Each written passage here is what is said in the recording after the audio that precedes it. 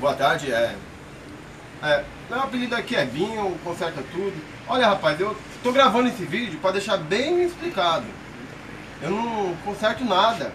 Eu não sei porque essas pessoas ficam insistindo em querer consertar coisas velhas. Ah, mas alguma coisa tem, né, mano? Por que os caras trazem tudo aqui pra você? A parte de cliente aí, pô. Porque eu dou um jeito em tudo rapidinho. Eu vi que é rápido mesmo, mas aí... Aqui chegou, rapaz, eu resolvo o problema na hora, o cliente sai feliz. E falei que tá chegando mais um ali, ó. Vamos lá registrar a chegada desse cliente aí. Ô, rapaz! Sambinha, muito bom! Muito legal, sambinha!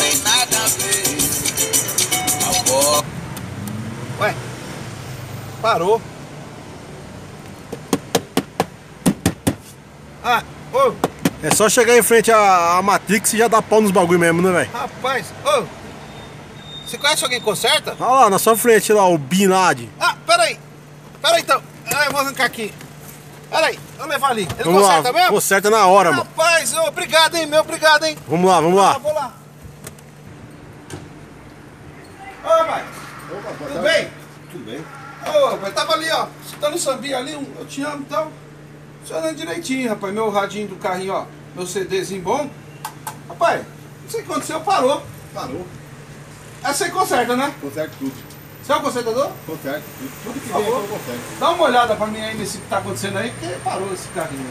Bom, rapaziada, ó, uma dica simples pra isso também.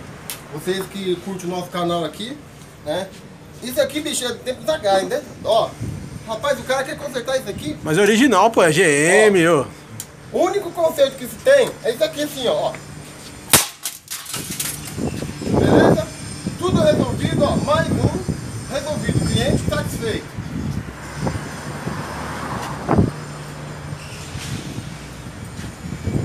Beleza?